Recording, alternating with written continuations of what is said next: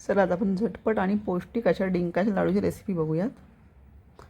तर इथे मी खोबरं घेतलेलं आहे, खारीक बारीक करून घेतलेली आहे, बदाम 1 वाटी, काजू 1 वाटी, गोडंबी 1 वाटी आणि 1 वाटी आपण डिंक घेतलेला आहे.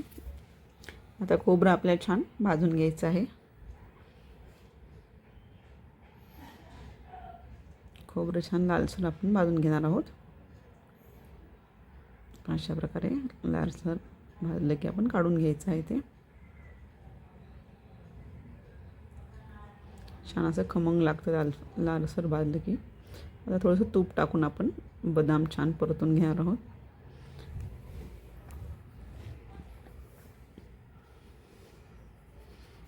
अशा प्रकारे आपण बदाम काढून घेऊया.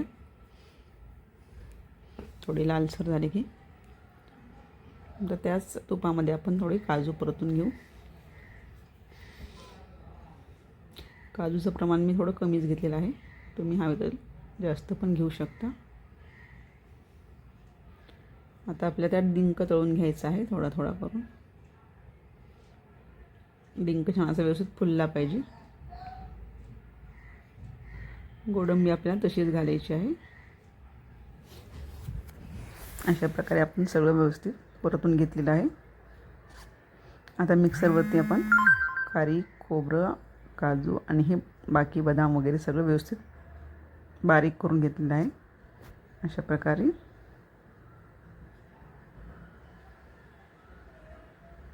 काही थोडंसं जाडदार असेल थोडंसं आपण बारीक करून घेणार आहोत.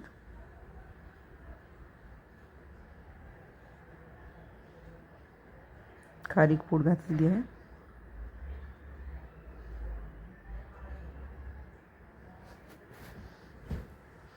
आता डिंक असा हाताने कुस्करून घालायचा आहे आपल्याला, मिक्सरवरती बारीक नाही करायचं आहे. अशा प्रकारे आपण डिंक घालून घेणार आहोत. असा डिंक घातला म्हणजे आपल्या दाताखाली लाडू खाताना छान अशी चव लागते डिंकाची.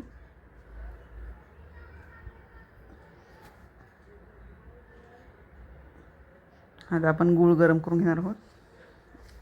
1 वाटी गूळ घेतलेला आहे मी. आता छान असा मेल्ट करून घ्यायचा आहे आपल्याला तो.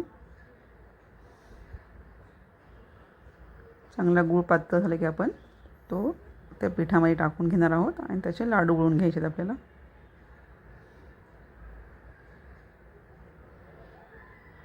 गूळ चांगला पातळ झाला की थोडंसं त्यात पाणी टाकून घ्यायचं आहे. आता यामध्ये थोडं तूप टाकून घेतलेलं आहे, त्यामध्ये आपण गुळाचं मिश्रण टाकून घेत आहोत.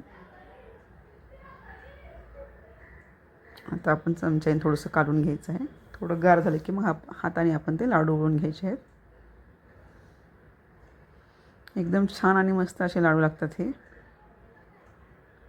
डिंकाची चव छान लागते दाताखाली.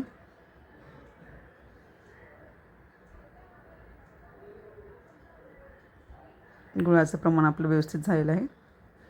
आता आपण हे मिश्रण थोडं गार झाले की आपण लाडू करून घेऊयात. एकदम मस्त असे लाडू तयार झालेत आपले. पहा,